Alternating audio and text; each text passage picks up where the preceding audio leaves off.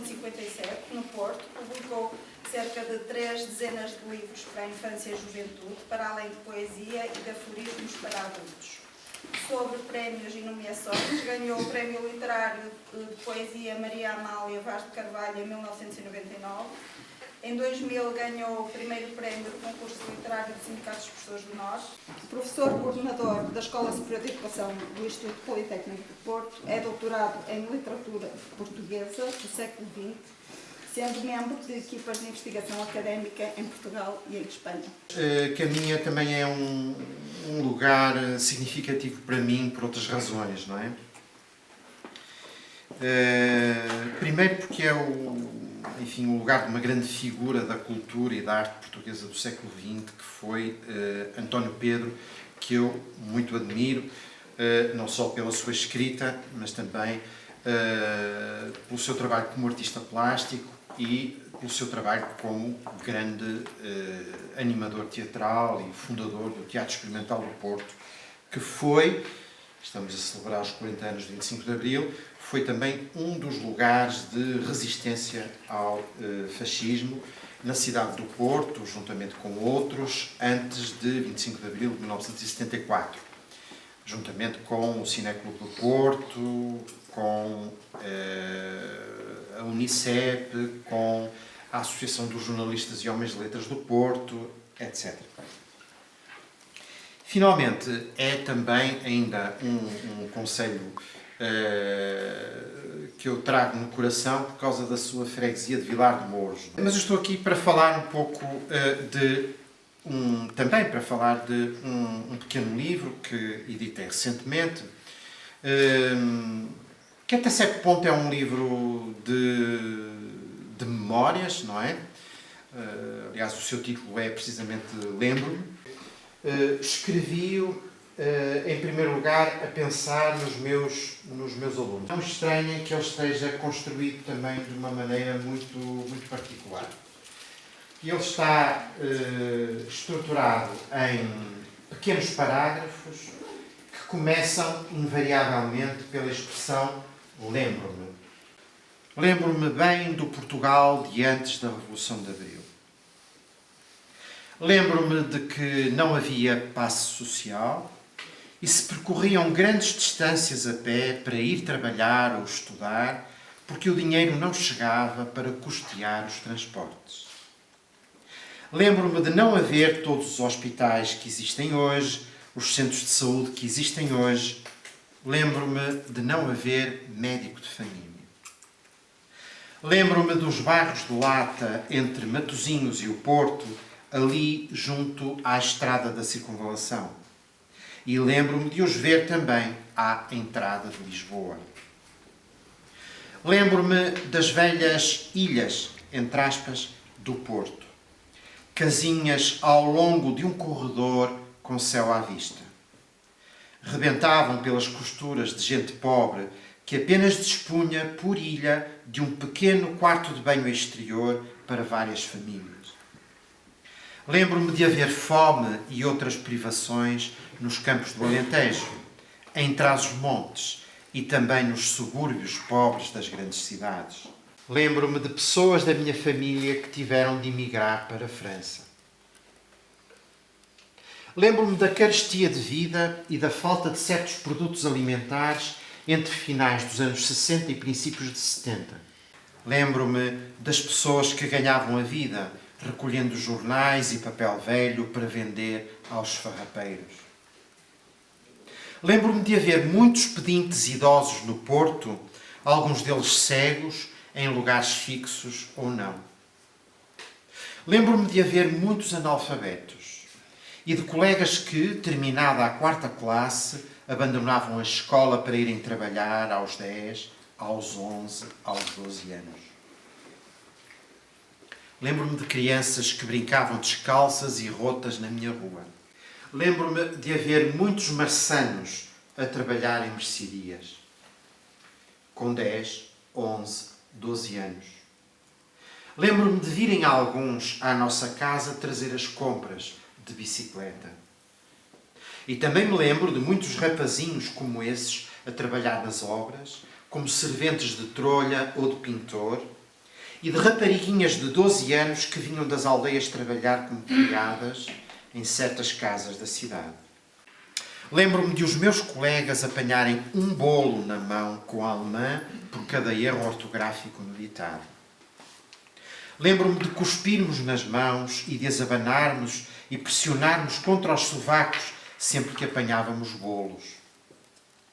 Lembro-me de o meu professor da escola primária ter o hábito de beliscar as orelhas dos alunos com as unhas quando estavam no quadro empancados em qualquer problema de matemática.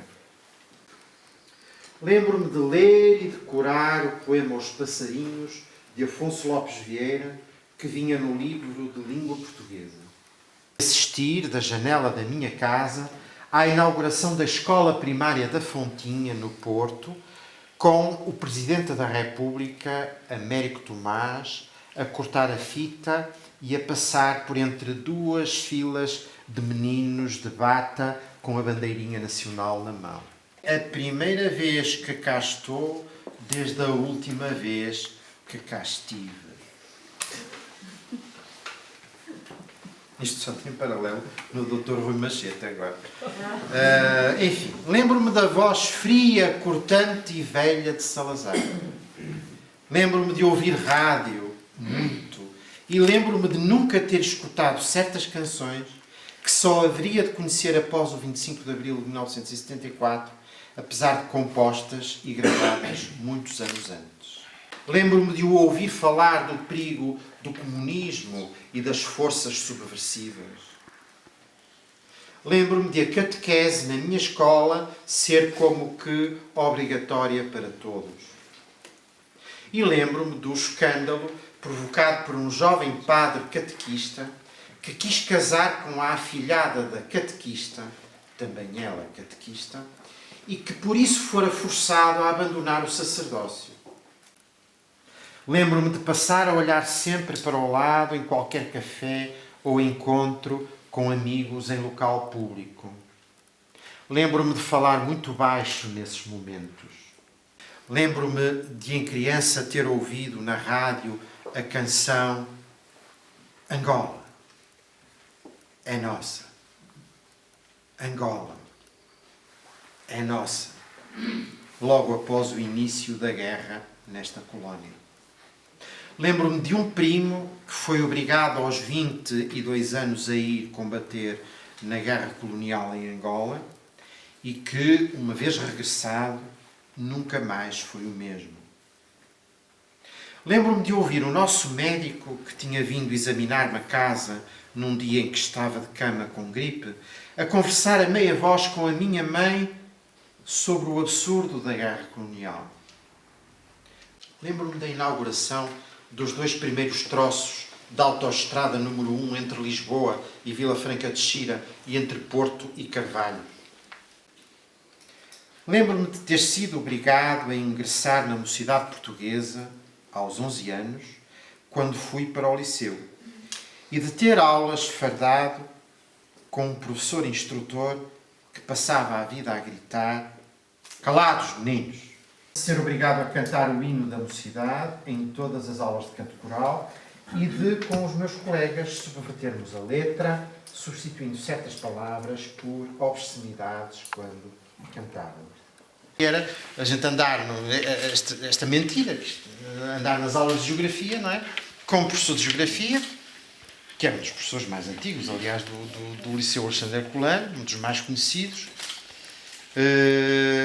que continuava a ensinar, portanto, que Goa, Damão e Diu faziam parte do Império Português, quando já há muito tempo a União Indiana tinha ocupado esses territórios e tinha decretado que esses territórios eram parte da União Indiana. E lembro-me da Revolução, que só então começou e que duraria 20 meses, os 20 meses mais exaltantes da minha vida. Bom, e era basicamente isto que eu queria, em termos de apresentação, fazer relativamente ao meu livro Lembro.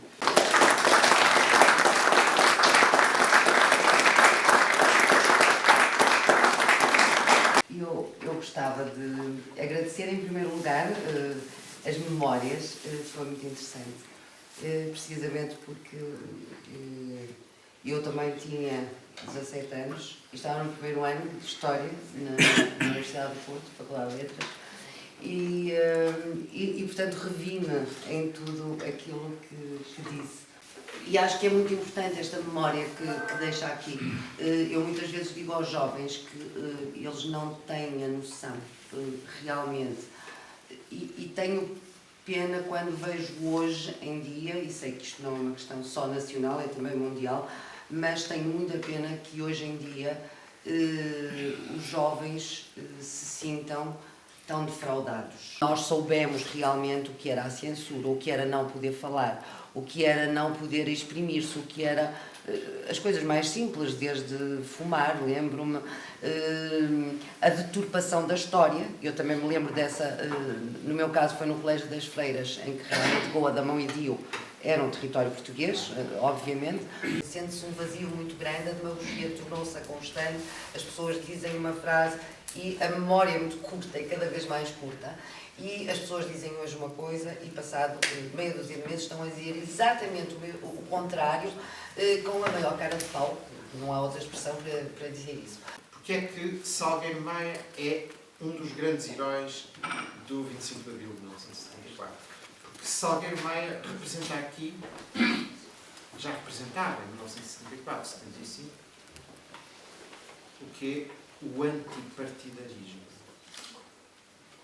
Portanto, aquele capitão que não era de nenhum partido, aquele capitão que não teve interesses políticos, nem de carreira, nem pessoais, nem materiais, e que, portanto, que morreu impoluto, digamos assim.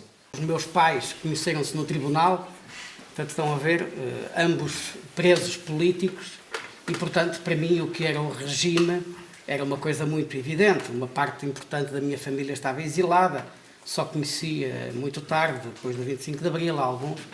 Portanto, para mim, o que era o regime e o que foi o 25 de Abril tinha um significado muito preciso e muito importante. Lembro-me de assistir a grandes exposições, que eram mesmo grandes exposições de armamento capturado,